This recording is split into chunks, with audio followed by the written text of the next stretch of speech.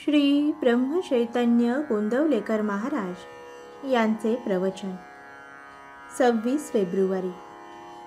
कोणत्याही परिस्थितीत नामस्मरण शक्य आहे. मनुष्याची सर्व धडपड शाश्वत समाधान मिळवण्यासाठी चालू असते. ते समाधान फक्त भगवंताजवळ असल्याने समाधानासाठी प्रत्येक माणसाला भगवंताची गरज आहे.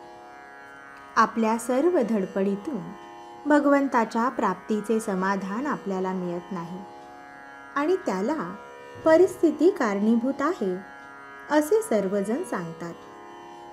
पण खरोखरच परिस्थिती आड येते किंवा काय हे आपण बघितले पाहिजे. परिस्थिती संबंधी विचार करताना एक बाह्य परिस्थिती आणि दुसरी आंतरस्थिती यांचा विचार करावा लागेल.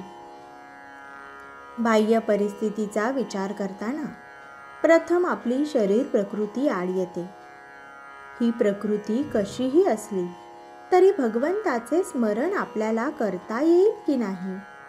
प्रकृतीला कितीही क्षीणत्व आले, देहाला कितीही विकलता आली तरी अंतकाळी भगवंताचे स्मरण करता येते असे भगवंताने गीतेत सांगितले आहे.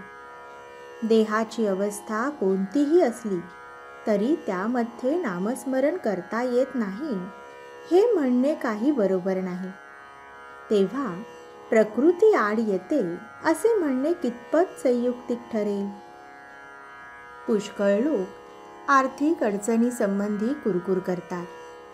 पैसा नसल्या कारणाने प्रपंचात काळजी उत्पन्न होऊन भगवंताकडे लक्ष द्यायला सवडच मिळत नाही असे बरेच जण सांगतात. पण खरोखर तुम्ही मला सांगा, जगात भरपूर धन मिळवून वैभवाच्या शिखरावर पोहोचलेले कितीसे लोक नामस्मरण करतात? आजपर्यंत किती राजे लोक आपले राजवैभव लाथाडून भगवंताच्या प्राप्तीसाठी बैरागी झाले.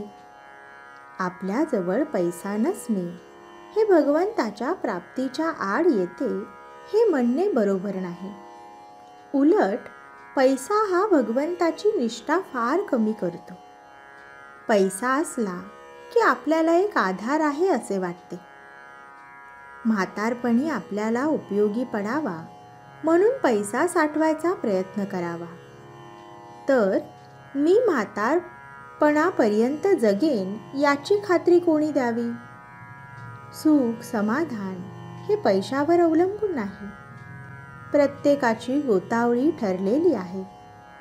वेताळाची स्वारी निघाली की त्याच्याबरोबर पिशाच्च निघायचीच आणि भगवंताची स्वारी निघाली की त्याच्याबरोबर दया क्षमा आणि जिकडे तिकडे आनंदी वृत्ती ही असायचीच. त्याचप्रमाणे पैसा आला की त्याच्याबरोबर तळमळ लोभ असमाधान ही यायचीच. परस्त्री एखादे वेळी विषयभोगामध्ये आपल्याला सामील होणार नाही, पण पैसा मात्र आपण वापरू तसा वापरला जातो. बाप मुलगा, भाऊ भाऊ, भाऊ बहीण, मित्र मित्र यांच्यामध्ये वितुष्ट आणायला कारण काही असेल तर पैसाच होय. आजचे बोधवचन.